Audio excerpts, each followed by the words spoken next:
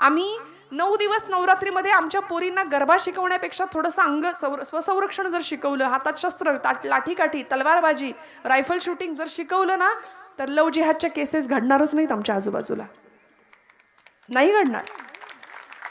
10 दिवस फक्त टिपऱ्या खेळणं यामध्ये कुठलाही पराक्रम नाहीये. 9 दिवस नवरात्र देवी महिषासुराशी लढली, रक्तानं माखली होती. कुठल्याही कलरची साडी नेसायला तिला वेळ नव्हता. कुठल्याही पुराणात शास्त्रात असं लिहिलेलं नाहीये. मी हात जोडून आपल्याला सांगते. याचा अर्थ आपण रंगांच्या साड्या नेसायच्या नाही असं नाही. आपल्याला ती आवड आहे, हो म्हणा.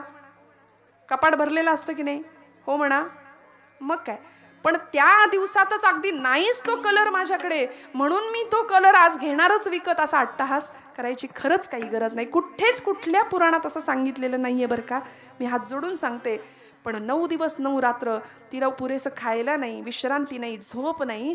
ती देवी कुठं तिला साड्या नेसायला वेळ आहे मला सांगा. रोज अखंड 9 दिवस सप्तशती राहते बाजूला, देवीचा पराक्रम राहतो बाजूला, आणि याच्यातच आमचे दिवस निघून जातात. फक्त गरबा. गणपती उत्सवाला घेतला तो चमचा आमच्या लेकरांनी, त्याच्यावर ठेवलं लिंबू, आणि लिंबू काय पराक्रम, लिंबू चमच्यात नाशी पोरं काय शिकणार आहेत आमची मला सांगा. नको त्या गोष्टींच्या सगळे करतात म्हणून आपण करायचं का, नाही ना. त्यापेक्षा लाठीकाठी प्रशिक्षण शिकूया. छत्रपतींच्या काळातल्या कितीतरी युद्धकला आहेत की ज्या आजही जिवंत ठेवण्याची गरज आहे. विसरलो आम्ही सगळं, आमचं शास्त्र, आमची श्रीमंती, आणि याकरता उत्सव आहेत बरं का, याकरता उत्सव आहेत. भगवंतांनी शस्त्र हातात घेतलंय दुष्टांचा नाश करायला. आमच्याही हातामध्ये शस्त्र असावं दुर्जनांचा नाश करायला. याचा अर्थ उगीच रायफल घेऊन फिरणं हेही चुकीचं आहे बरं. म्हणून मी पुन्हा सांगते, शस्त्र पाप नासवयेची, शस्त्र पुण्य नासवये, इष्टता अनिष्टता त्यास हेतूनेच ये, सावरकर म्हणायचे. भगवंत मंगलमूर्ती, हातात शस्त्र आहेत. 2 हात समोरचे आहेत, एक हात वरद हस्त आहे, दुसऱ्या हातामध्ये मोदक आहे. मोदक खातो का गणपती? अथर्वशीर्षात कुठेही असा उल्लेख नाही की गणपतीने मोदक खाल्लेत. न म्हणायला अथर्वशीर्षाच्या फलश्रुतीमध्ये वर्णन आहे. यो मोदक सहस्रेण यजती. अथर्वशीर्षाची फलश्रुती सांगते की ज्यांनी 1000 मोदकांचं हवन केलंय, म्हणजे यज्ञ संस्था चालावी आमच्या इथली, म्हणून 1000 मोदकांचं जो हवन करतो त्याला मी प्रसन्न होतो, असं बाप्पा फलश्रुतीत सांगतायत. यो मोदक सहस्रेण यजती. त्यामुळे गणपतीला मोदक प्रिय. पुढे गणपतीचा उजवा हात वरद हस्त आहे, वर देणारा आहे तो. भक्तांना वर घेणारा आणि अभक्तांना वर पाठवणारा असा आहे तो. वर देणारा आहे तो, आशीर्वाद देणारा आहे. एकंदर शरीराच्या मानाने त्याचे जे कान आहेत ते कसे आहेत? सुपासारखे. पटकन बोललात की नाही. आपण लहान मुलांना सुद्धा सांगतो गणपतीचे कान सुपासारखे. पण आता कॉन्व्हेंटचं पोरगं म्हणतं हाऊ इट इज पॉसिबल, गणपतीचे कान सुपासारखे? Because soup is liquid. ते vegetable soup, corn soup, tomato soup, ते सूप आम्हाला माहिती, आम्हाला पाखडायचं सूप कुठे काय माहिती. आता हे प्रदर्शनात मांडाव्या या वस्तू. अशीच वेळ आली की नाही. आता मिक्सर आले, ग्राइंडर आले, फूड प्रोसेसर आले, आता सूप जातं, सगळं गेलं. परवा एका मुलाला म्हटलं जातं माहितीये का? ती म्हणली जातं? कुठे जातं, काय जातं? आमच्या बहिणाबाई खानदेशातल्या म्हणायच्या, अरे घरोट घरोट वाण्या बामनाचं जातं म्हणायच्या. त्याला घरोट म्हणायच्या. त्या खानदेशात शब्द आहे, ज्याच्यातून येतं पीठ त्याले जातं म्हणू नये, असं म्हणायच्या त्या. त्यामुळे काय संस्कृती, काय श्रीमंती. जुन्या मंडळींना विचारा, जुन्या बायकांना, काय सुंदर. कुठेही व्यायामाची मग गरज नव्हती. आता धुणं पिळायला घेतलं तरी मनगट चमकतंय आमचं. का हो, सगळं यांत्रिक युग आलंय की नाही. मग व्यायामाची हाऊस नाही, वेळ नाही तेवढा. म्हणून जुन्या बायका आणि जुनी मंडळी सहज 100 क्रॉस करत होते. सहज बोनस लाईफ मिळायचं त्यांना. आता 60-70 आयुर्मर्यादा. पण आपण सगळे भाग्यवान आहोत की ही श्रीमंती आपली. गणपतीचे कान सुपासारखे. पोरांना सांगता आलं पाहिजे, बाबा सूप म्हणजे ते सूप नाही, पाखडायचं सूप आहे की ज्या सुपामध्ये काय गुणधर्म आहे सुपाचा. जनी निंद्यते सर्व सोडून द्यावे, जनी वंद्यते सर्व भावे. सार आहे ते टाकून द्यावं, सार आहे ते जवळ करावं. हा सुपाचा गुणधर्म गणपती बाप्पा सांगतात. गुरुचरित्रातली एक ओवी आहे. हालविसी कर्ण युगुले, तेथोनी जो का वारा उसळे, तयाचे निमाते विघ्नपणे, विघ्नांतक म्हणती तुझा. नुसते कान हलवले तरी त्या वाऱ्याने विघ्न पळून जातात देवांच्या. असा मंगलमूर्ती आहे. सोंड मोठी आहे, वक्रतुंड म्हटलंय त्याला. सोंड मोठी किंवा वाकडी सोंड म्हणून वक्रतुंड नाही, तर वक्रांतुंड यती इति वक्रतुंड. हा वाकड्या गतीने जाणाऱ्या माणसांना सरळ करतो तो, म्हणून तो वक्रतुंड आहे. एकंदर शरीराच्या मानाने त्याचे डोळे कसे आहेत? कसे आहेत? सूक्ष्म आहेत. बघा, बारीक डोळ्याची माणसं फार चतुर असतात. फेस रिडिंग आपल्याकडे शास्त्र आहे, चेहरा पाहून जातक सांगणं, नाही का. सूक्ष्म डोळे ज्याचे असतात ना, तो दूरदृष्टीचा माणूस असतो. सूक्ष्म बुद्धीचं लक्षण आहे ते. गणपती बाप्पा सूक्ष्म तऱ्हेने आम्हाला बघायला शिकवतात जगाकडे. आणि अशा पद्धतीने भगवंतांच्या पायाशी जो बसलाय तो कोण आहे? कोण आहे की नाही? मूषक म्हणतात त्याला. संस्कृतमध्ये उंदराला किंवा मूषकाला आखू असं म्हटलंय. जसं तो मूषक वाहन आहे तसं त्याला आखू वाहन असं सुद्धा म्हटलंय. आखू या शब्दाचा अर्थ आहे माया, आणि उंदीर हे मायेचं प्रतीक आहे. मग माया कुठे घ्यायची? डोक्यावर घ्यायची नाही. संसारामध्ये गणपती बाप्पा सांगतात माया पायाशीच राहू द्या, कारण मायाधीनम जगत सर्वम. हे सगळं जग मायेच्या अधीन आहे. आम्ही सगळे मायेच्या प्रभावाखाली आहोत. त्यामुळे माया पायाशीच ठेवूया, कारण कुरतडणं हा मायेचा स्वभाव आहे. उंदराचा स्वभाव सुद्धा चंचल, कुरतडणं हा उंदराचा स्वभाव आहे. तशी माया आम्हाला कुरतडते बरं का.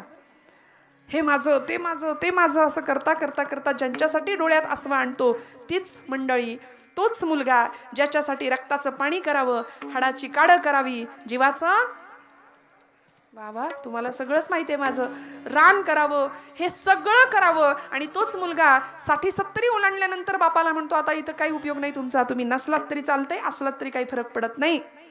कुत्र्यांना सांभाळतील, त्यांच्यावर प्रेम करतील, बेडवरती कुत्री नेतील, अगदी इतकं त्यांचे लाडकोड करतील, पण आई वडिलांना सांभाळायची वृत्ती नाही.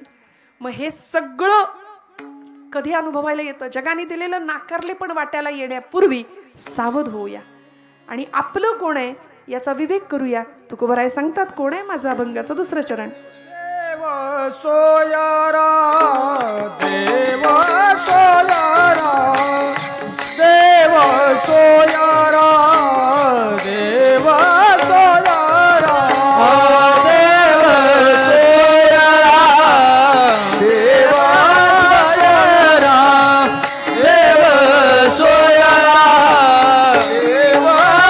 सोयारा देव सोयारा देव सोयारा देव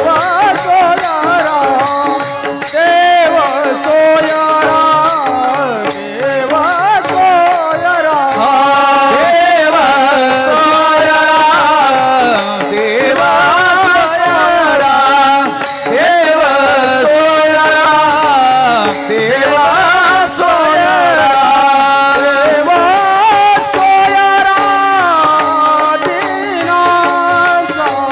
देव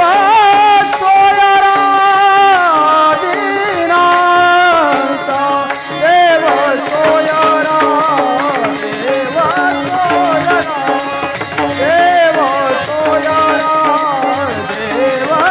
सोयारा देव सोयारा दीनांचा देव सोयारा दीनांचा देव सोयारा देव सोयारा देव सोयारा देव सोयारा देव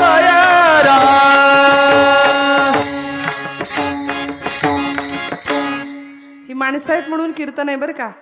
उगीच मी म्हटलं मगाशी की मी कीर्तन केलं असा अहंकार होऊ शकतो, पण ह्या मंडळींशिवाय सेवा होऊ शकत नाही. जोरदार टाळ्या वाजवा सगळ्या गायक वादकांसाठी. काय महाराजांची नावं सांगाल तुम्ही? हा, हरिभक्तीपरायण रमेश महाराज, हा हरिभक्तीपरायण रमेश महाराज देशमुख, हरिभक्तीपरायण प्रवीण महाराज, हरिभक्तीपरायण निखिल महाराज. जोरदार टाळ्या वाजवाल. मला मान्य आहे याच्यामध्ये वेळ जातो, आपण सगळे नको म्हणतायत. लोक आम्हाला लिस्ट देतात आधीच, ही नावं घ्या. त्यामुळे नामापेक्षा नावासाठीच कीर्तनाला आलोय की काय असं वाटतं. विठ्ठल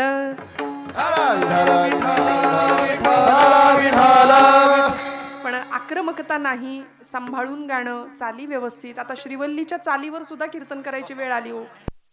दुर्भाग्य आमच्याही नशिबात येतं कधी कधी, काय करायचं. पण इतकी गोड माणसं संप्रदायाला वाहून घेणारी ही असतात सोबत साथीला, तेव्हा मग ही साथ असते, साडेसाती नसते. त्यामुळं काय महाराजांचं नाव, हा हरिभक्तीपरायण विशाल महाराज, हरिभक्तीपरायण विठ्ठल महाराज बोराडे. मनापासून नमस्कार करते, सगळ्यांच्या कृतज्ञतेत राहते. तुम्ही आहात म्हणून कीर्तन आहे, कारण ही साथ फार महत्वाची असते. मी नेहमी एक वाक्य म्हणते, नादब्रह्म स्वरब्रह्म आणि शब्दब्रह्म एकत्र आलं तरच कीर्तनात परब्रह्म साकार होतं. असं तसं येतच नाही. म्हणून महाराज म्हणले ना की कर जोडून पायी ठेवत असे माथा, तुका विनवी पंढरीनाथा, रंगी ओढवावी रंग कथा, पुरवी मनोरथा माय बापा. रंगदेवता कीर्तनात यायची असेल सगळ्यांचा सहभाग आणि सगळ्यांनी मनापासून सेवा देणं फार गरजेचं असतं. जसा त्यांचा सहभाग तसा श्रोते म्हणून आपला सहभाग. आपण इतक्या छान पद्धतीने कीर्तन श्रवण करताय याचं कारण असं आहे की कीर्तनकारावरचं प्रेम नाही, हे कीर्तनावरचं प्रेम आहे आपलं. बरोबर आहे ना? हो म्हणा मोठ्यानी. कीर्तनकार येतील जातील, तो कसा आहे कशी आहे हे सगळं विसरून जा. वक्ता, व्यक्तित्व, वक्तृत्व आणि व्यक्तिमत्व 4 गोष्टी असतात. वक्ता, वक्तृत्व, व्यक्तिमत्व आणि वक्तव्य. यातलं लक्षात ठेवायचं ते फक्त वक्तव्य, बाकी सगळं विसरून जायचं. कीर्तनकार येतील जातील, हजारो मंडळी या गादीवर येऊन गेली, पण ही गादी आजपर्यंत आहे. अनादी कालापासून देवर्षी नारदांपासून नामदेव महाराजांनी पुढे ती गादी चालवली आणि या गादीवर आपल्या सगळ्यांची निष्ठा राहू द्या, एवढंच मी मागणं मागेन. त्यामुळे भगवंत आपला आहे एवढं कायम डोक्यात ठेवूया. देवसोयरा देवसोयरा देवसोयरा, दीनांचा भगवंत आपला आहे, त्याच्याशिवाय कुणीच आपलं नाही. पटेल का मनाला बुद्धीला? भगवंत पूर्ण कृपा करतो का? पूर्ण कृपा करतो. कुणावर केली? अनेकांवर केली. उदाहरण दिलं, व्याधस्याचरणं ध्रुवस्य च वयो विद्या गजेंद्रस्य का जातिर्विदुरस्य यादवपतेर उग्रस्य किं पौरुषम कुब्जायाः कमनीय रूपमधिकं किंतत् सुदाम्नो धनं भक्त्या तुष्यति केवलं न च गुणैर्भक्ति प्रिय श्रीपतिः. व्याधस्याचरणं, व्याधाचा आचार काय होता पण त्याच्यावर कृपा केली देवानी. आचरणावर देव प्रसन्न होतो असं म्हणावं तर व्याधाचा आचार काय होता पण कृपा केली. ध्रुवस्यच वयो, वय बघून देव कृपा करतो असं म्हणावं तर ध्रुव बाळाचं काय वय होतं? 5 वर्षाचं लेकरू होतं, आढळपद दिलं. किंतत् सुदाम्नो धनम व्याधस्याचरणं ध्रुवस्यच वयो विद्या गजेंद्रस्य का. आपल्याला भागवतातली गजेंद्र मोक्ष कथा माहिती असेल. गजेंद्र हा पशुकुळातला तो राजा होता. गजेंद्र, इंद्र म्हणजे राजा बरं का. गजेंद्र, गजांचा जो राजा तो गजेंद्र, देवांचा जो राजा तो देवेंद्र. बोला, नरांचा जो राजा तो धर्माचा जो राजा तो थांबूया थांबूया थांबूया विठ्ठल विठ्ठल विठ्ठल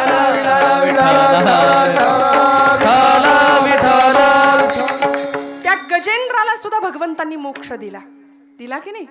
नकरानी पाय पकडलेला असताना भगवंताची आठवण केली, बास काही नाही लागलं. एक कमळाचं फुल फक्त त्याच्या दिशेने फेकलं, आला भगवंत. हाके सरशी घाली उडी धावनिया बंध तोडी भगवंत आला. का जातिर्विदुरस्य यादव पतेर उग्रस्य किं पौरुषम. जात कुळ बघून देव कृपा करतो असं म्हणावं तर विदुरांची जात काय होती? दासीपुत्र होते की नाही?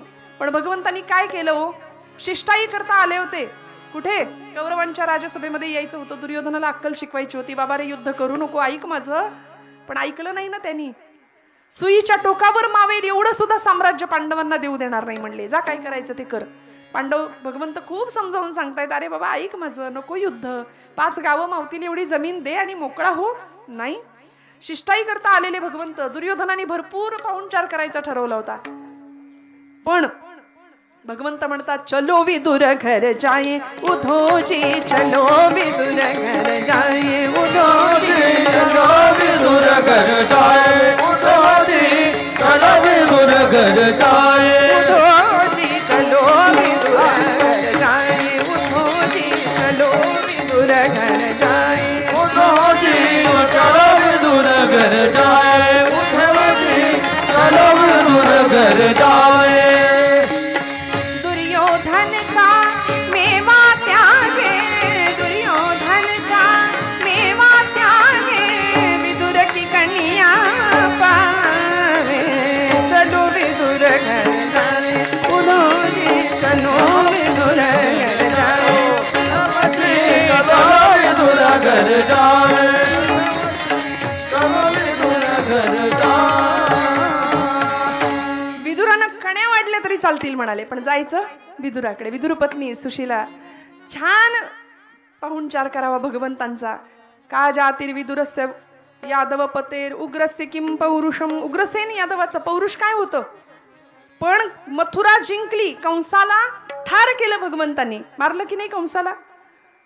कंसाला मारलं ना, जागे आहात ना सगळे? कृष्णाने कंसाचा वध केला. मथुरेमध्ये आले गोकुळ सोडून, सगळ्यात पहिलं काम केलं ते कंस वध केला. आमचे गुरुजी सुद्धा लहानपणी शाळेत असताना मला सांगायचे, गणित सुटायचं असेल तर आधी कंस सोडवला पाहिजे. बरोबर ना? कृष्णाने आधी कंसाला सोडवलं, पुढची गणित सगळी आपोआप सुटली. कंस सुटला. मग त्याचं सगळं जे राज्य होतं ना मथुरेचं, ते भगवंत घेऊ शकत होते की नाही खरं सांगा? गादीवर बसले असते, त्यांना कोणी काही म्हटलं नव्हतं. पण औदार्याचा राजा, त्यांनी सगळं दिलं उग्रसेन यादवांना. मुकुट चढवला, वृद्ध झालेल्या उग्रसेनांच्या काही दिवसातनं मोकळं केलं. काय परंपरा होती, बापाला कैदेत टाकायचं आणि स्वतः सिंहासनावर बसायचं. हीच परंपरा सगळी राक्षस लोकांची आहे बरं का. त्यामुळे भगवंतांनी उग्रसेनाला सगळं देऊन टाकलं. का जातिर्विदुरस्य यादव पतेर उग्रस्य किं पौरुषम कुब्जायाः कमनीय रूपमधिकम किंतत् सुदाम्नोधनम. कुब्जेचं रूप काय पाहिलं? रूपवान व्यक्तीवर देव कृपा करवतो असं म्हणावं तर कुब्जा 3 ठिकाणी वक्र होती, वाकडी होती, म्हणून तिला कुब्जा नाव पडायचं, कुरूप. मथुरेमध्ये आले, चंदन हातात होतं, तिच्या कंसाला लावायला निघाली होती. भगवंतांकडे पाहिलं, तिथंच थांबली, बघत राहिली, त्रिभुवनाचं सौंदर्य पाहत राहिली, मदनाच्या पुतळ्याला बघत राहिली. आणि भगवंतांनी तिला हाक मारली, हे सुंदरी. ती लागली रडायला, डोळ्यातनं पाणी आलं. देवा, मस्करी करतोस का रे माझी? अरे कुरूप म्हणतात लोक मला सगळे, मी 3 ठिकाणी वक्र आहे, बघ तरी माझ्याकडे नीट, आणि मला सुंदरी म्हणतोस? भारतीय संस्कृतीने आत्म्याच्या सौंदर्याला महत्व दिलं श्रोते हो, बाह्य सौंदर्याला नाही. आत्मिक सौंदर्य फार महत्वाचं आहे. म्हणून अंतःकरणाची शुद्धता आणि नीतियुक्त आचरण 2 गोष्टी फार महत्वाच्या आहे. मी इथं असलेल्या प्रत्येकाला हात जोडून सांगते, आयुष्यात खूप गोष्टी कमवाल, खूप गोष्टी गमवाल, पण अंतःकरण शुद्ध असेल आणि तुमची नीती जर उत्तम असेल, नीतीचं आचरण असेल ना, तर माझ्यावर विश्वास ठेवा, परमेश्वर काटा सुद्धा टोचून न देण्याची जबाबदारी घेतो. फक्त या 2 गोष्टींचं सांभाळायची, अंतःकरण शुद्ध आणि नीतिमत्तेचं आचरण. कारण आज चारित्र्याचं आचरण कमी पडतंय. आजूबाजूला बघा, चारित्र्य भ्रष्ट माणसं आम्हाला दिसत आहेत, मर्यादे पलीकडचं जीवन आम्हाला दिसतंय. म्हणून रामांची प्राणप्रतिष्ठा झाल्यानंतर इथल्या प्रत्येक देशातल्या तरुणांनी आता इथून पुढे ठरवूया की आता रामचरित्राचा अभ्यास करण्याची गरज आहे. एखादी वेब सिरीज नाही बघितली एखाद दिवशी तरी चालेल, ते डबडं प्रत्येकाच्या हातात आहे. झोपताना उशाला लागतंय, त्याशिवाय झोप नाही लागत आहे. रात्रभर आमची तरुण मंडळी, मला सांगा ना तुम्ही, या पलीकडे एखादी वेब सिरीज, एखादा पिक्चर नाही बघूया, आयुष्य असंही संपणार आहे, पिक्चर बघून पण संपणार आहे आणि देवधर्माचं कार्य करून सुद्धा संपणार आहे. मग जर झिजायचंच आहे तर देवकार्यासाठी, देशकार्यासाठी, राष्ट्रकार्यासाठी आमचं शरीर झिजवूया, ही संतांची धारणा आहे की नाही. भगवंत कृपा करतो. सुदाम्याकडं काय होतं, पण सगळं दिलं. ऋण तरी मुठभर पोहे, त्याच्या व्याजात हे मनगरी. ती व्याज म्हणून सुवर्णाची नगरी दिली. मुठभर पोह्यांचं ऋण होतं, व्याज म्हणून सुवर्णाची नगरी. तुम्ही म्हणाल मुद्दलाचं काय? मुद्दल म्हणून मुक्तीच देऊन टाकली. मुद्दलात मुक्ती देणे ही कोण्या साहूकार आहे? असा कुठला सावकार बघितलाय का हो? मुक्ती दिली. आणि सुदामावर सुद्धा कृपा केली, प्रत्येकावर कृपा केली, प्रत्येकावर. भगवंत कुब्जेला म्हणायचे, अगं बाई, तू 3 ठिकाणी वाकडी आहे, माझं तरी वेगळं काय आहे, मी सुद्धा 3 ठिकाणी वाकडाच आहे. उत्तरेकडचे संत भगवंताबद्दल बोलताना म्हणतात, हमारे बाकी बिहारी थोडे टेढे है. तो वाकडाच आहे, तो नटखटच आहे. 3 ठिकाणी वाकडा आहे, तो पायात वाकडा आहे, कमरेत वाकडा आहे आणि मानेत वाकडा आहे. असाच उभा राहतो की नाही, त्रिभंगी देहुडा, असं भगवंतांचं व्यापकत्व आहे. पण संत आम्हाला सांगतात, त्याला आपलं म्हणायचं आम्ही सोडून देतो आणि नको त्या पद्धतीने भगवंताच्या मूर्तीचं आम्ही बाहुलं करून टाकलं. हे माझे शब्द नाही, हे नाथांचे शब्द आहेत. नाथांनी भारूड लिहिलं आणि त्याला बाहुलं असं नाव दिलं. भगवंताला आपलं म्हणत नाही आपण, फक्त सोपस्कार म्हणून मंदिरात जातो, मूर्तीची पूजा करतो आणि त्या मूर्तीचंच बाहुलं करून टाकले. का बरं नाथांना असं म्हणावं लागलं? ऐकून ठेवा, बाहुल्यांमध्ये खेळण्याचं काही वय असतं ठराविक. बघा, जागेत ना आपण सगळे, बाहुल्यांबरोबर कधी खेळतात पोरं? आता खेळत नाही, सोडून द्या. आता ते डबडं असतं प्रत्येकाच्या हातात. आजोबा सांगतात, मला सुद्धा समजत नाही एवढं त्याला कळतं. हे कौतुक त्याचं 1.5 वर्षाच्या पोराला, ते बरोबर स्क्रोल करतं, बरोबर त्याला कुठलं फंक्शन पाहिजे ते उघडतं. आहे, फास्ट आहे पिढी, सगळं स्मार्ट आहे की नाही आत्ता. पण आम्ही कुठल्या शब्दाचं, कुठल्या गोष्टींचं कौतुक करावं याचं तारतम्य मोठ्यांनी ठेवणं फार गरजेचं आहे. होतं काय माहितीये का, आम्ही आपल्या लेकरांना सांगतो, विठ्ठल विठ्ठल विठ्ठल विठ्ठल विठ्ठल.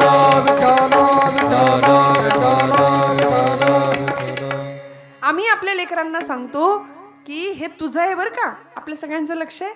विठ्ठल विठ्ठल विठ्ठल विठ्ठल विठ्ठल विठ्ठल विठ्ठल. आता लक्ष आहे सगळ्यांचं. आपण आपल्या पोरांना सांगतो ही एखादी वस्तू, साधं खोड रबर इरेझर असतो, शाळेत नेताना त्याला म्हणतो हे तुझं आहे, कुणाला द्यायचं नाही.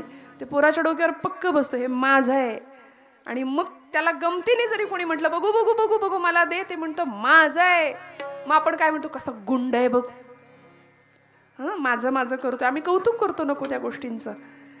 पण मला सांगायचं आहे असं की अंतःकरणातलं बालपण कधीच नाही हरवू द्यायचं. माझी लिंक तुटली, मी काय सांगत होते खरं. देव सोयरा, देव सोयरा, देव सोयरा दिनांचा. भगवंताला बाहुलं करून ठेवलं. बाहुल्या खेळण्याचं एक विशिष्ट वय असतं. 5 वर्षापर्यंत मुली, लहान मुली बाहुल्यांबरोबर खेळतात. मुलं आहे की नाही, बाहुला बाहुलीचं लग्न लावतील, काय आता खेळत नाहीत, विषय सोडा, जुना काळ. पण तीच मुलं मोठी होतात, तो मुलगा मोठा होतो, त्यावेळी 22व्या वर्षी बाहुल्या बदलतात की नाही, जाग्यात ना आपण. ती जी लहानपणची बाहुली आहे ती 22व्या वर्षी चालेल का? नाही, 22व्या वर्षी बाहुली बदललेली असते. पण ती जी लहानपणी खेळत असलेली बाहुली असते ना, ती कुठेतरी अडगळीत पडते, भंगारात पडते, कुठेतरी तिचा हात तुटलेला असतो, पाय तुटलेला, गेली ती. मी माझ्या पदरचं नाही, नाथ बाबा सांगतायत आम्हाला की लोकांनी देवाच्या मूर्तीचं असं बाहुलं करून ठेवलंय. शिळा तांब्याचे केले बाहुले, शिळा तांब्याचे केले बाहुले, पकवत शिळा तांब्याचे केले बाहुले, शिळा तांब्याचे केले बाहुले, शिळा तांब्याचे केले बाहुले, शिळा तांब्याचे केले बाहुले, शिळा तांब्याचे केले बाहुले, शिळा तांब्याचे केले बाहुले. पाठ मांडोनी वरी मै सविले, पाठ मांडोनी वरी मै सविले, पाठ मांडोनी वरी वरी सविले, पाठ मांडोनी वरी वरी सविले. गंधाक्षता झाकोळीले, गंधाक्षता झाकोळीले, या जनासी वेळ लागले, या जनासी वेळ लागले, या जनासी वेळ लागले, या जनासी वेळ लागले, या जनासी वेळ लागले, वेळ लागले, वेळ लागले. शिळा तांब्याचे केले बाबुले, शिळा तांब्याचे केले बाबुले, शिळा तांब्याचे केले बाहुले, शिळा तांब्याचे केले बाहुले. या जनासी वेळ लागले. नाथांनी सांगितलं बाहुलं बनवून टाकलं मूर्तीचं. अहो कुठे आम्ही जास्वंदीची फुलं त्याच्या सोंडेच्या छिद्रात लावतोय, उदबत्त्यांचा जोडगा कुठे नक्की कुठे ठेवतोय, लावतोय, काही तारतम्य नाहीये. पण छान पद्धतीने सगुणाची पूजा करावी. आमची घरची पूजा सुद्धा अशी असते, एकदाच वस्त्र ओढायचं, सगळे स्विमिंग टँकमध्ये आल्यासारखे ते घंगाळात येतात एकत्र, एकदाच बुचकळून काढायचं. मग तो गंध नेमका डोळ्यात जातोय, नाकात जातोय की आणखी कुठे जातोय. एवढा वेळच नाही आमच्याकडे. आहे का आमच्याकडे वेळ? नाहीये. मला वेळ नाही. हे जगात सगळ्यात खोटं वाक्य, आम्ही पटकन बोलून मोकळे होतो, खोटं वाक्य आहे बरं का हे, जगातलं सगळ्यात खोटं वाक्य आहे, मला वेळ नाही. किती द्यायचंय देवाला? तरी गा ऐसे करी. माऊली सांगते, यया आठा प्रहरा माझारी, मोटके निमिष भरी दे तुझाच. बास, निमिष भरी द्यायचंय. डोळ्याची पापणी झाकणं आणि उघडणं याला जितका वेळ लागतो त्याला निमिष म्हणतात बरं का. सेकंदाच्या पेक्षाही कमी काळ आहे हा. मग तेवढंच फक्त द्या म्हणाले. तेवढी आठवण जरी माझ्या भगवंताची तुम्ही काढली ना तरी तो येईल, तो तुम्हाला सांभाळेल. फक्त अंतःकरणात भाव असू दे, त्याच्याविषयी अंतःकरणात प्रेम असू दे. मग तो काय करतो आपल्यासाठी? 3रं चरण. आपुल्याच वैभवे, आपुल्याच वैभवे, आपुल्याच वैभवे, आपुल्याच वैभवे, आपुल्याच वैभवे, आपुल्याच वैभवे, आपुल्याच वैभवे, आपुल्याच वैभवे. डोंगरावे निर्मळे,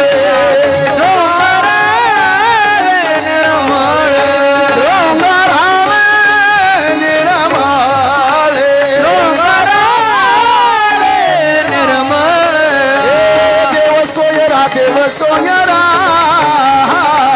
देव सोयरा देव सोयरा देव सोयरा देव सोयरा देव सोयरा देव सोयरा आपुल्या वैभवे शृंगारावे निर्मळ. भगवंत इतकी काळजी घेतो की तुमचं आमचं वैभव किंवा शोभा वाढवतो, शोभा होऊ देत नाही. अर्थ कळला मराठी भाषेचा तर बघा. त्यामुळे भगवंताला आपलं म्हणणं फार गरजेचं आहे, त्याला आपला सोयरा म्हणणं फार गरजेचं आहे. कारण त्याच्याशिवाय आपलं कुणी नाही हे ठाम मनावर बिंबवावं आणि त्याला काय आवडतं ते त्याला द्यावं. त्याला काय आवडतं, त्याला त्याचं नाम आवडतं. बोला विठोबा रखुमाई. टाळी वाजवा, भजन करा, सुंदर भजन करा सगळ्यांनी म्हणा विठोबा रखुमाई. बोला बोला, आवाज येऊ द्या सगळ्यांचा. विठोबा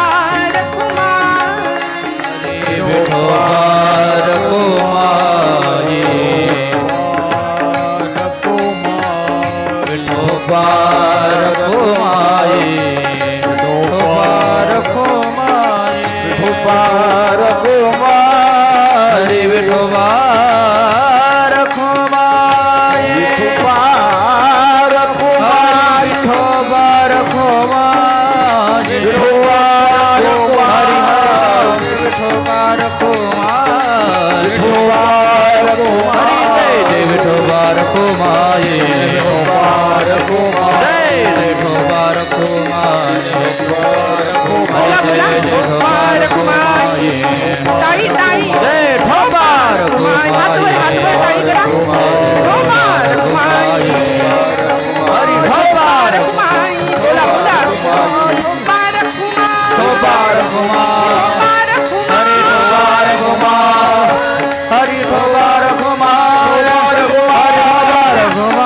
बोला बोला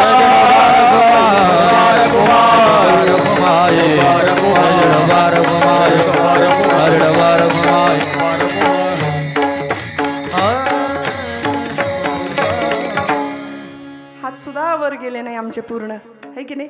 इतकी टाळाटाळ आम्ही करतो, वाजव की नको वाजव की नको.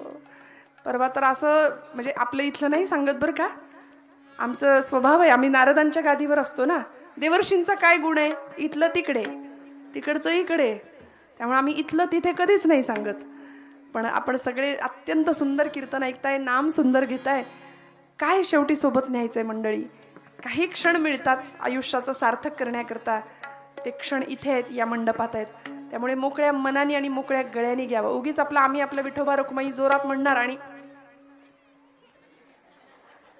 असं नाही. अशी लबाडी देवाला कळते. त्यामुळे मोकळ्या मनाने गायचं, मोकळ्या आनंदाने. वारीमध्ये माणसं आजारी पडत नाहीत.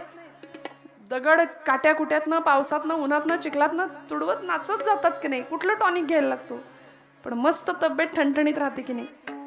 त्यामुळे भगवंत काय काय देतो याची लिस्ट तर तुकोबरे आम्हाला देतातच. आपुल्या वैभवे शृंगारावे निर्मळ. भगवंत भक्ताची शोभा होऊ देत नाही. फक्त त्याकरता त्याच्याकरता काहीतरी करावं लागेल. आपुला तो एक देव करून घ्यावा महाराज म्हणले. काय झालं होतं, बोटाला कापलं देवाच्या, म्हणून गेला सुभद्रेकडे गेला. सगळ्यांकडे गेले देवर्षी नारद, कुणीच द्यायला तयार नाही ना चिंधी बांधायला. सुभद्रा बोलली शालूनी पैठणी फाडू नका देऊ, सांगा तुम्हासी मी. माझी कांजीवरम पैठणी शालू फाडून देऊ की काय, बोटाला कापलं म्हणून. पाठची बहीण झाली वैरीण. मग धावत गेला द्रौपदीकडं आणि नुसतं कळालं देवा कापलं का रे. पटकन पदराचं टोक फाडलं. द्रौपदीसी बंधू शोभे नारायण, भर जरी ग पितांबर दिला फाडून. भर जरी ग, बारीक बारीक वाजवा, बारीक वाजवा. द्रौपदीसी बंधू शोभे नारायण, द्रौपदी बोलली हरीची मी कोण, तरी मला त्याने मानली बहीण. हृदयाची चिंधी देईन फाडून, एवढे तयाचे माझ्यावरी ऋण.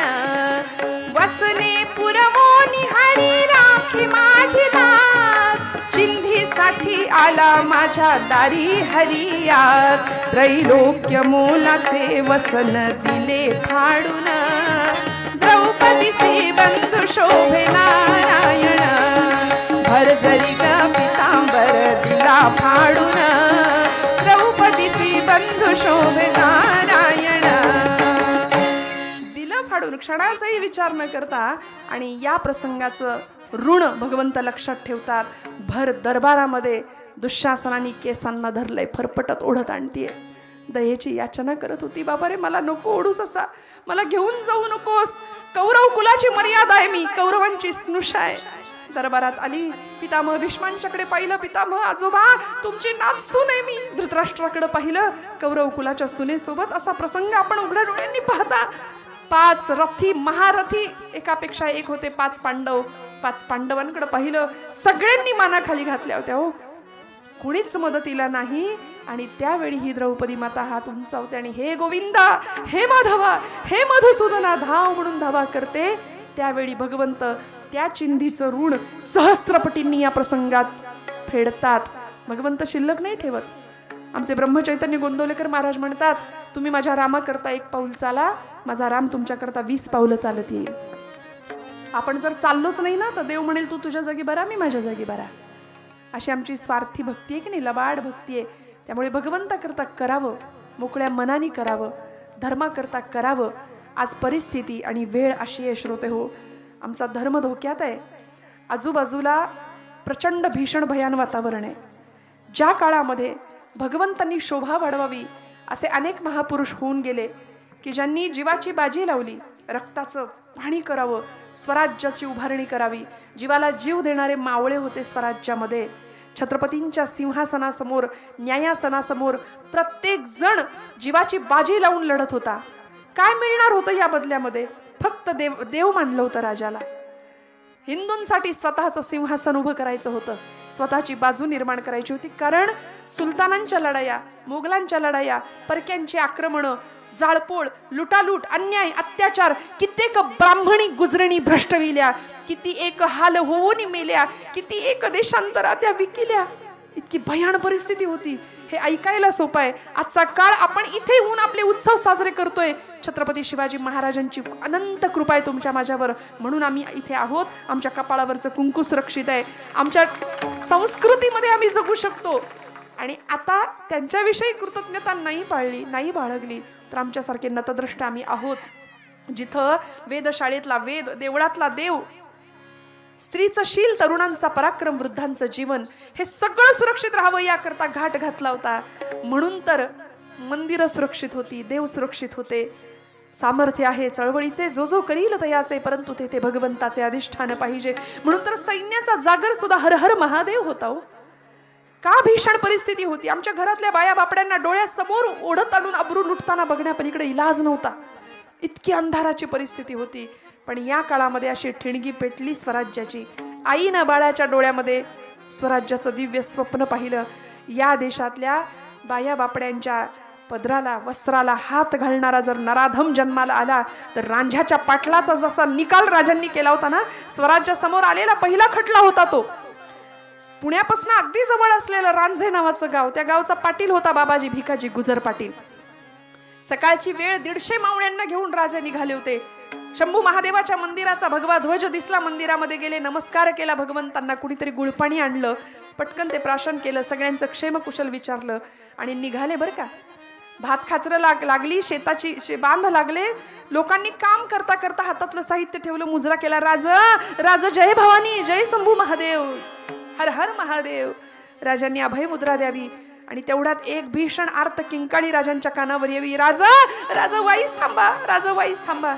डोईला मुंडासं होतं, कपाळावरचा घाम टिपला, बगलेत मुंडासं दाबलं आणि ठेचकाळत एक म्हातारा 70 इकडं झुकलेला राजांच्या समोर येऊन उभा राहतो. 150 मावळे कडं करतात राजांना. राजे मध्ये उभे राहतात, प्रत्येकाच्या हातात तलवार आहे, भाले आहेत. सिक्युरिटी होती बरं का. त्या म्हाताऱ्यांनी यावं समोर आणि राजांना बघावं. तुमच्यापैकी शिवबा राजा कोण आहे र? तान्यांनी सांगावं, बाबा तुम्ही ओळखत नाही आमच्या राजाला. अव हे नवं का आमचं शिवबा राजा?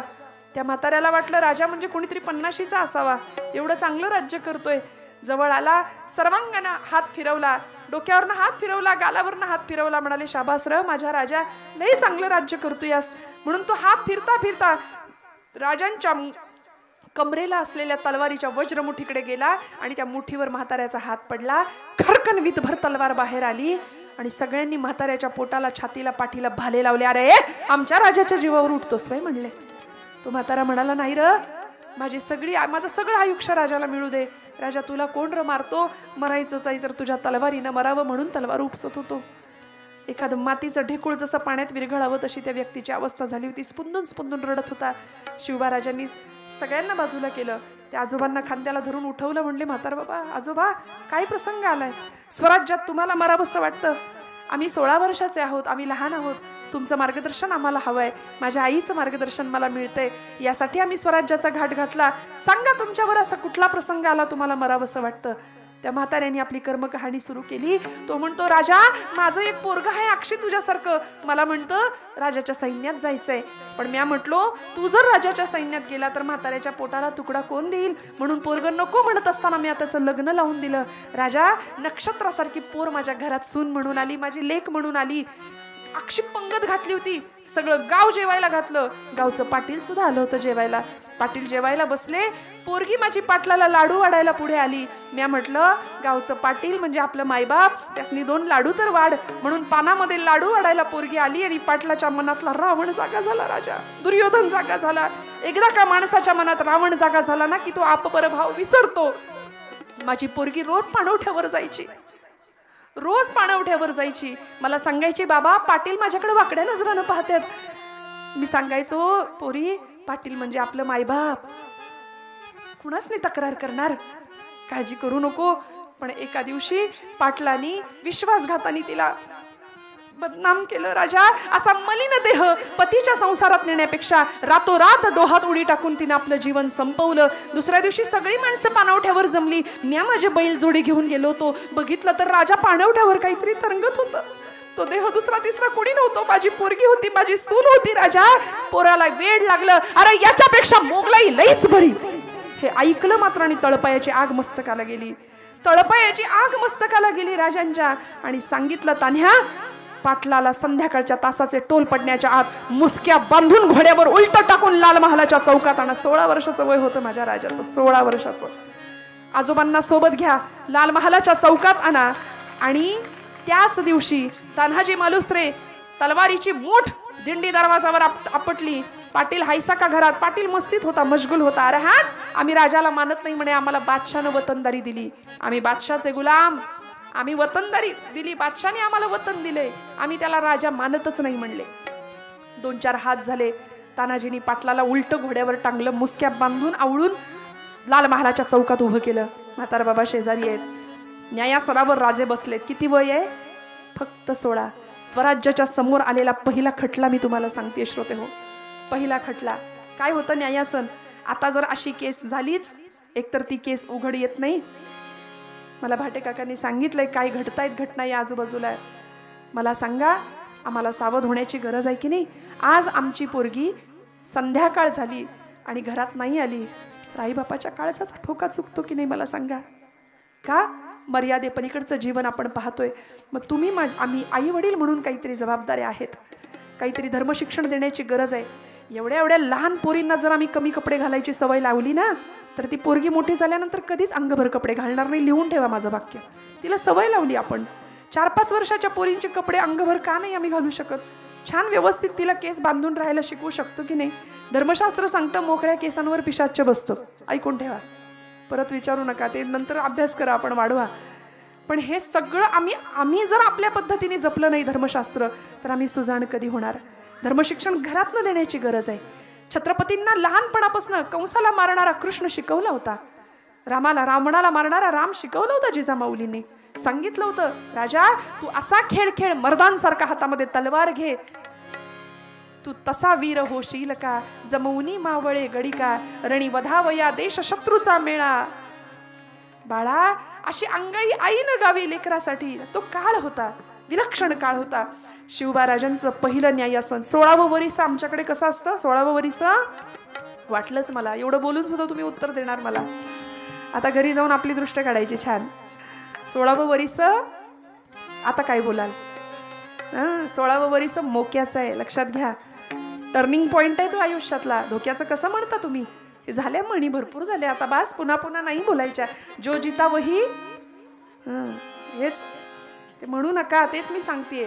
आता कशाला 1000 वर्षापूर्वी तो लुटेरा आला होता आणि ते फुटकं येऊन आमच्या इथलं सगळं घेऊन जायचे प्रयत्न त्यांनी केले. आक्रमणं झाली, इथलं सोनं, इथलं ताग, इथला नीळ, इथलं लोखंड, लाखोंच्या संख्येत पुस्तकं जाळली आमची या लोकांनी. नालंदा तक्षशिलासारखी विद्यापीठ 6-6 महिने पुस्तकं जळत होती. श्रोते हो, ऐकून ठेवा. इतकं ज्ञान होतं आमच्या भारतीय संस्कृतीमध्ये.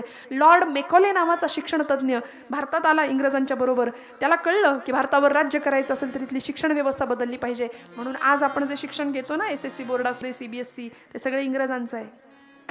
आपली गुरुकुल पद्धती आहे, आपली परंपरा, शास्त्रांचं शिक्षण आहे, संस्कृतचं शिक्षण आहे, वेदांचं शिक्षण आहे, ते कुठे आहे आमच्या पोरांकडे? ते नाहीये. म्हणून घराघरात गीता पठण, घराघरात हरिपाठ असावा. लेकरांकडे गीता देऊया. कोर्टात जाऊन भविष्यात गीतेवर हात ठेवण्याची पाळी त्याच्यावर कधीच नाही येणार, कधीच नाही. वेळेत देऊया गीता हातात, वेळेत हरिपाठ देऊया हातामध्ये. त्यामुळे इतकी श्रीमंती. आता जो जिता वही सिकंदर नाही, जो जिते वही छत्रपती शिवाजी महाराज, जो जिता वही महाराणा प्रताप, जो जिता वही राजा विक्रमादित्य, जो जिता वही पृथ्वीराज चौहान. भरपूर मोठी लिस्ट आहे, काय वाटेल ते घ्या. नाही त्यांचं गुणगान गायचं. आणि मग छत्रपती सिंहासनावर बसतात, आपल्या आईकडे पाहतात. आई साहेब, स्वराज्याच्या समोर आलेला पहिला खटलाय, तुम्ही निकाल द्यावा. आऊसाहेबांनी नजरेनीच खुणवलं, राजा विसरलास? रामाने रावणाशी जो व्यवहार केला, कृष्णाने कंसाशी जो व्यवहार केला, तो तू याच्याशी कर. बास, निकाल मिळाला होता. काय होणार? सकाळी गुन्हा कळला, दुपारी खटला चालला, संध्याकाळी निकाल देऊन राजे रिकामे होते. ही राजांची न्यायव्यवस्था होती. आता अशी केस कोर्टात गेली तर डोक्यावरचे केस जातात, पण केस काही संपत नाही. अशी अवस्था आहे. इतकी भीषण भयानक अवस्था आहे श्रोते हो. का राजांचं चरित्र आम्हाला पुन्हा पुन्हा ऐकायची गरज आहे? राजांनी एकच फरमान सोडलं, संध्याकाळच्या तासाचे टोल पडायच्या आत बाबाजी भिकाजी गुजर पाटील राहणार रांझे, चौरंग करा म्हणाले देहाचा. 2 हात आणि 2 पाय तोडून टाकायचे, वेशीवर टाकून द्या, देहाचा चौरंग करा. भैरोजी चोर नावाचा मावळा, मर्द मावळा, हातात 1.25 हात लांबीची समशेर घेऊन संध्याकाळच्या तासाचे टोल पडण्याच्या आत पाटला समोर आला. पाटील गयावया करू लागला. राज एक डाव माफ करा, राज गोतमुखानं न्याय द्या. अरे हट म्हणाले, तुला साक्षी पुरावे मागायचा सुद्धा अधिकार नाही. कुठला लांडगा शेळीच्या पिलावर झडप घालताना पुरावा शिल्लक ठेवतो? तुला पुरावा मागण्याचा सुद्धा अधिकार नाही. त्याचे 2 हात आणि 2 पाय कलम करायचा आदेश दिला. आणि रांझे गावच्या या पाटलाला भैरोजी चोरांनी सपासप तलवारीचे वार करत रक्ताच्या थारोळ्यामध्ये पाटील निचेष्ट होऊन पडला. पाय तुटले, हात तुटले आणि गडबडा लोळत ते धड नुसतं वळवळ वळवळ करत तडफडत त्या रक्ताच्या थारोळ्यामध्ये. जिजाऊ माऊलींच्या डोळ्यामध्ये पाणी दिसलं शिवाजी महाराजांना. राजे जवळ गेले. आऊसाहेब, तुम्ही मला त्याला देहदंडाची शिक्षा द्यायला सांगितली होती, पण मी त्याला मारलं नाही, फक्त मी त्याचे हातपाय कलम केले, म्हणून माझ्यावर नाराज आहात का? आऊसाहेब म्हणतात, शिवबा सांगाल का कारण असं का केलं? तेव्हा शिवबा सांगतात, आऊसाहेब, आज हा पाटील जिवंत इच्छा असून जगू शकत नाही आणि इच्छा असून मरू शकत नाही. आजपर्यंत जोपर्यंत हा जिवंत असेल तोपर्यंत या देशातल्या माय बहिणींना सांगत राहील, या देशातल्या रावणाला आणि दुर्योधनाला सांगत राहील, खबरदार, आपल्या देशातल्या माय बहिणींकडे जर वाकड्या नजरेने बघाल तर तुमची ही अवस्था करणारा शिवाचा अंश आता निर्माण झालाय. हे सगळे जगाला कळावं याकरता आऊसाहेब पाटलाचे फक्त हातपाय कलम केले. पाटील जिवंत आहे, इच्छा असून मरू शकत नाही आणि इच्छा असून जगूही शकत नाही. यावेळी पायावर नतमस्तक झाले. जिजाऊ माऊलींच्या डोळ्यातनं घळघळ अश्रुधारा राजांच्या मस्तकावर पडतायत आणि आयुष्यातला पहिला राज्याभिषेक करत होत्या. पहिला अभिषेक 16व्या वर्षी आऊसाहेबांनी डोळ्यातनं अश्रुधारा वाहून केल्या. आऊसाहेबांना राजे म्हणत होते, आऊसाहेब रडू नका, कारण या देशामध्ये, या भूमीमध्ये सीतेचा एक अश्रू कौरवांच्या त्या रावणाच्या दरबारात पडला, रावणाचा निर्वंश झाला. द्रौपदीचा एक अश्रू कौरवांच्या सभेत पडला, कौरवांचा निर्वंश झाला. महाराष्ट्राच्या भाग्यात आपल्या अश्रूंचा मोल करण्याची ताकद नाहीये. आऊसाहेब आपण रडू नका. आशीर्वाद घेतले. असा भगवंत सुद्धा सांभाळतो का हो?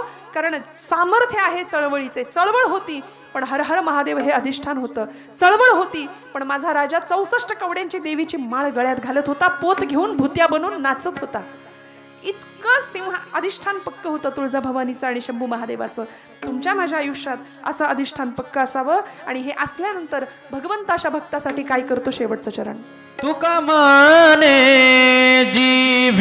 सवे तुका म्हणे देवी सवे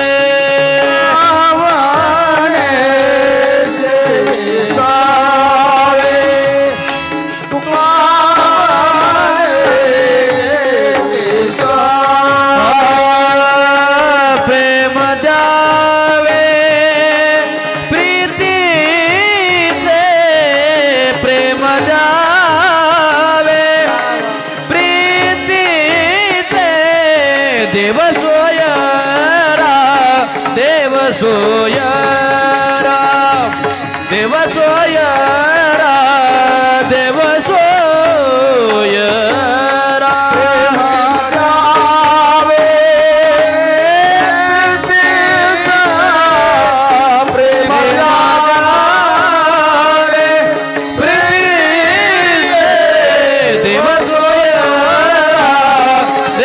सोयरा देव सोयरा देव सोयरा.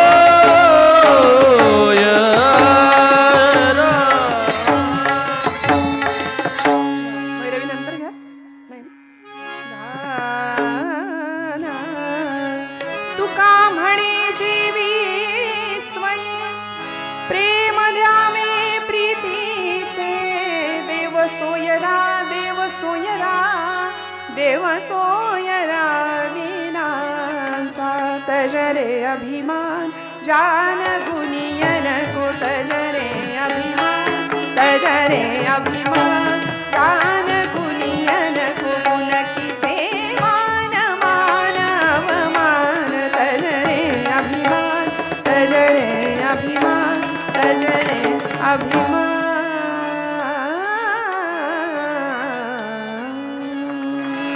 तुका म्हणे जेवी सवे प्रेम द्यावे प्रीतीचे. भगवंताला प्रेम देऊया प्रीती देऊया. भगवंत तुमच्या माझ्यासोबत येऊन जेवतो सुद्धा. हे उदाहरण नामदेवांच्या बाबतीत खरं ठरलंय.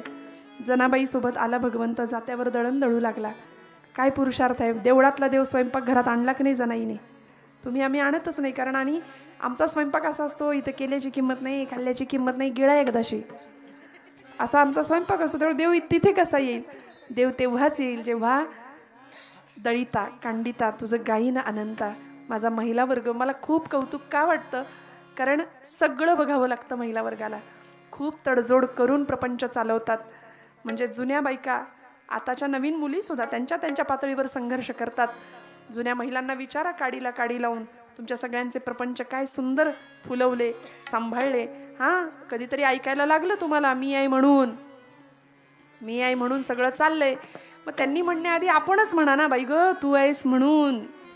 बघा कसं मांस मुठभर वाढेल मग अजून जोमानी प्रपंच होईल सुंदर. आणि सुंदर प्रपंच नाथांसारखा गिरिजाबाईसारखा सुंदर परमार्थ असा छान प्रपंच आणि परमार्थ तुमच्या माझ्या वाट्याला यावा. तेव्हा भगवंत का नाही येणार तुमच्या माझ्यासमोर.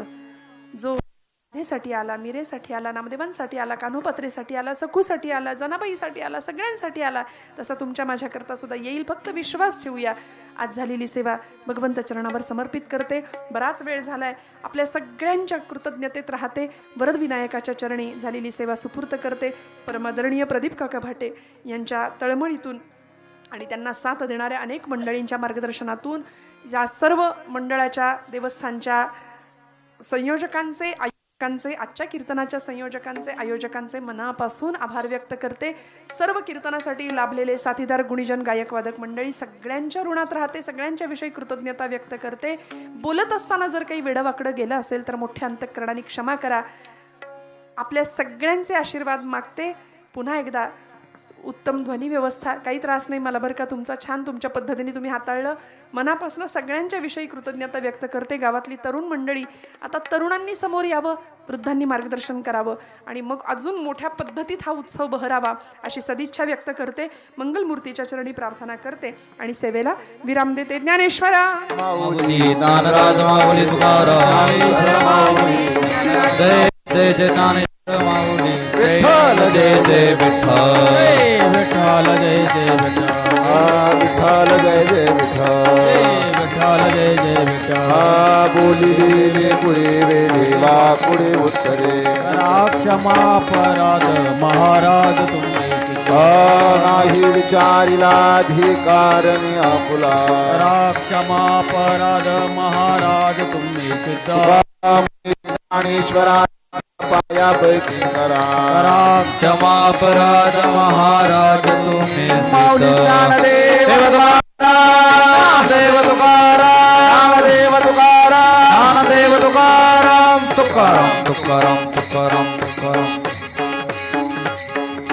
विद्यार्थी आहे तिथं बसा हरता वारता विघ्नाची नुरवी पूर्वी प्रेम कृपा जयाची सर्वांगी सुंदर उटी शेंदुराची कंठी जळके माळ मुक्ता फळाची जय देव जय मंगल मूर्ती हो श्री राजमूर्ती दर्शन मात्रे मन स्मरणे मात्रे मन कामना पूर्ती जय देव रत्न खजिता भरा तुझ गौरी कुमरा चंदनाची कोटी कुमकुमकेश्वरा हिरी जळित मुकुट शोभतो भरा मृदुन तेनो पुरे चरणी घालया जय देव जय मंगल मूर्ती हो श्री राजमूर्ती दर्शन मात्रे मन स्मरणे मात्रे मन कामना पूर्ती जय देव जय लंबोदर पीतांबर फणिवर वंदना सरळ सोंड वक्र तुंड त्रिनयना